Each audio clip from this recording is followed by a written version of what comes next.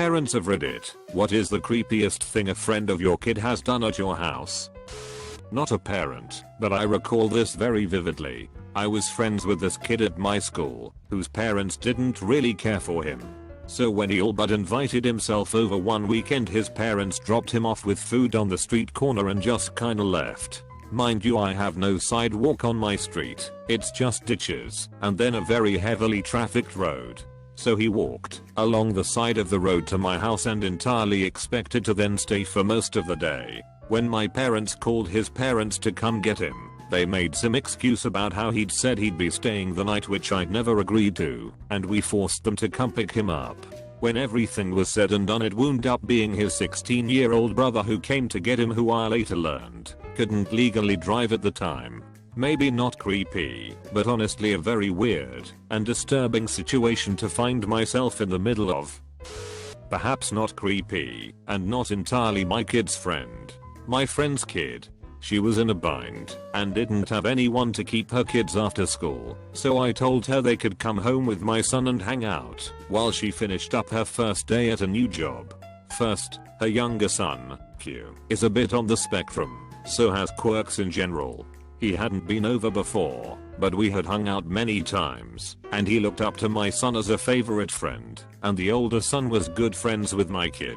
We live in a crappy apartment in a very nice part of town, and Q acted as though he had never ever been inside an apartment. Many times he expressed how little it was, and how he couldn't believe that people in our neighborhood could have an apartment. Q also loves World War II, and told me many facts about generals. He was quite taken with Russia, and referred to it as Mother Russia, while using a terrible fake Russian accent. I happen to do an amazing Russian accent, which he loved, so if I wanted him to do anything, I had to ask it in the Russian accent. I also have decorated my apartment a bit whimsically, with a ton of animals and gnomes and other things sort of around in interesting scenes. My niece was over once, and counted my animal related things, and came to the conclusion that 23 animals live in my living room, but some are paintings/art. Q was distressed that they weren't named, so spent the afternoon naming most of them, but not cute as pet names, which is why I now have a gold dinosaur named Brian and a porcelain rabbit named Kevin, along with a few other adult male named animals that I can't recall. Brian and Kevin get asked after regularly, though, and my son still occasionally remembers to call them by their name, even though this was over a year ago, and Q has only been over again one time since then. For my daughter's birthday, which is in April, I typically invited her whole class to her birthday party. Each year the party was usually a cookout, and I would get a kiddie pool set up, and we always had a swing set and trampoline as well as yard games and toys. The kids would come over typically around 1 or 2 p.m. and stay a couple hours, eat, have some cake, play games, open presents and then leave. One year, when she was 9, a girl from her class was dropped off like all the rest, and her mom said to have her call when the party was over and someone would pick her up. This particular year it happened to be spring break that week, so there was no school. The party ended, we called the various parents to pick up their kids and this particular child. We had to leave voice messages. Hours passed, all the children save that one had long since left. We continued to call and leave messages that all went unheeded. Night fell, so we loaned her some PJs, and it turned into a sleepover. Now, we are white, and lived in the country. This particular child was black and apparently had recently moved into the area from a city. She didn't know us, had never met us, and had only known my daughter as a classmate for maybe a month. It didn't matter to me that she was black, it just seemed to me like that if I was a child left behind in some strange place with people I didn't know, that being a different race would only enhance the scariness.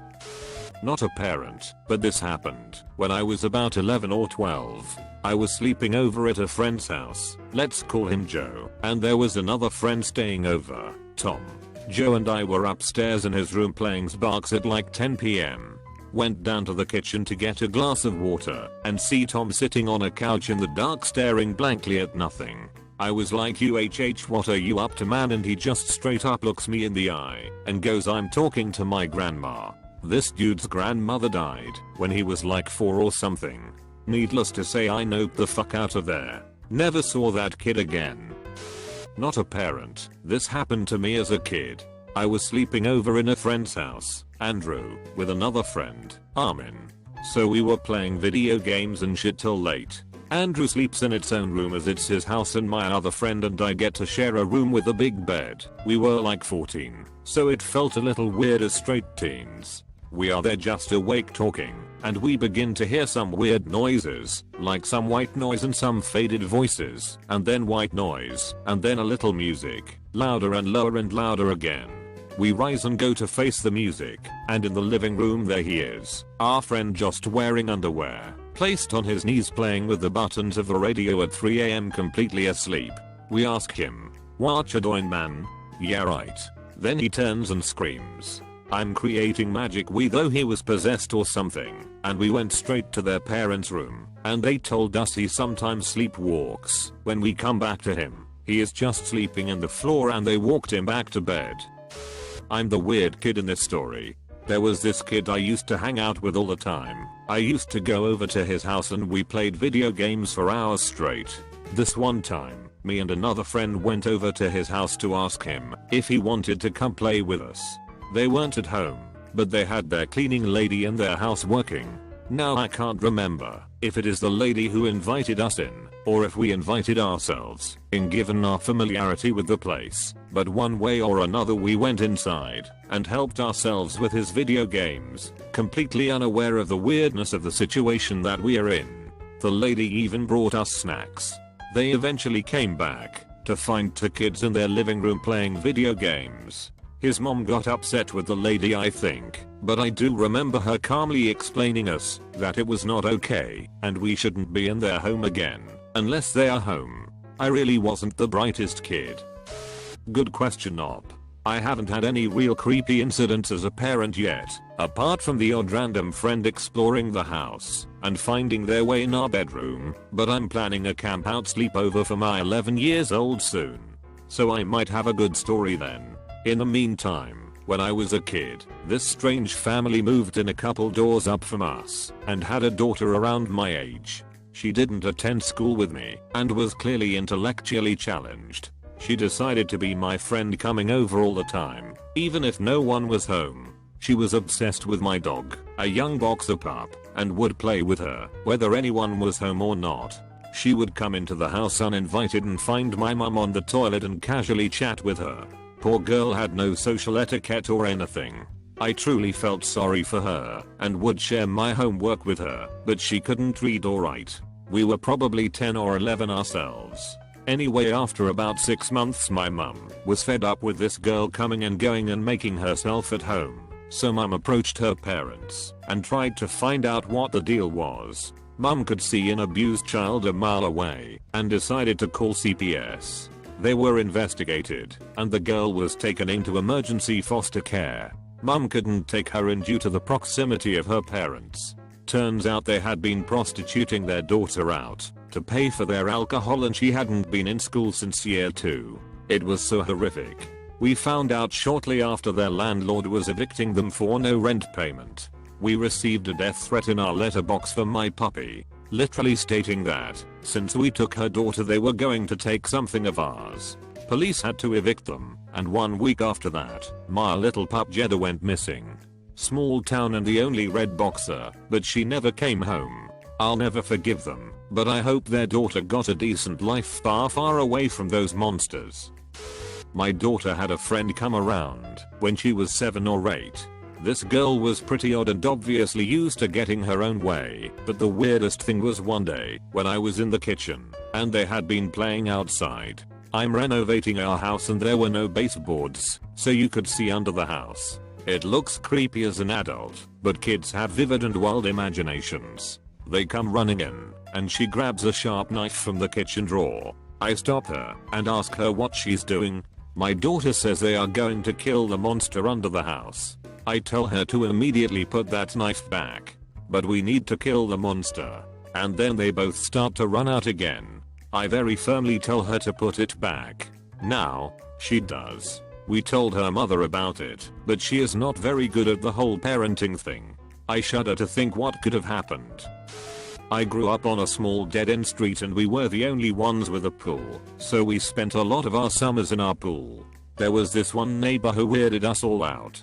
He was a hardcore druggie, and we found him passed out drunk in his pickup a lot. Well, his niece and nephew came to live with him, because their mom died. So they started swimming with us too.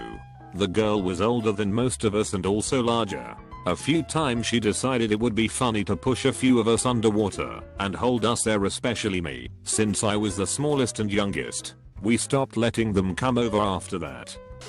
Not a parent, rather, I was the kid in this story. My mum got engaged to this rich guy whose daughter was a couple of years younger than me. Growing up she had practically every animal she'd ever asked her dad to buy for her, but over the years once they eventually died, she buried them in a corner of their backyard. One day she showed me the little rocks she had put on top of their graves as makeshift tombstones. I suggested that we dig up the bodies, so we could see what they looked like. She said no and afterwards ended up coincidentally staying at a friend's place every following weekend that I was due to stay at her dad's place. Sorry Ash. Obligatory. I'm not a parent, but this is something me and my parents talk about to this day. I had a slumber party in first grade and invited probably 8 to 10 girls.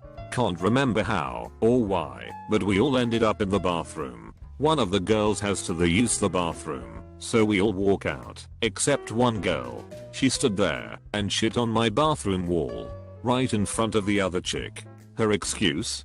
The other girl was on the toilet and she couldn't hold it. Girl was a fucking weirdo to begin with. She ended up being my roommate last year and was just as fucking strange and 10 times more annoying. No parent, but as a kid I'd have this friend that would kill small animals, try and shove my little sister down the stairs, and do all sort of twisted stuff. Needless to say he ended up in jail for robbing a place I think. Guy wasn't fully there. Didn't come from a broken home or anything either. His parents were absolutely lovely. Still talk to his parents to this day. Him, not so much.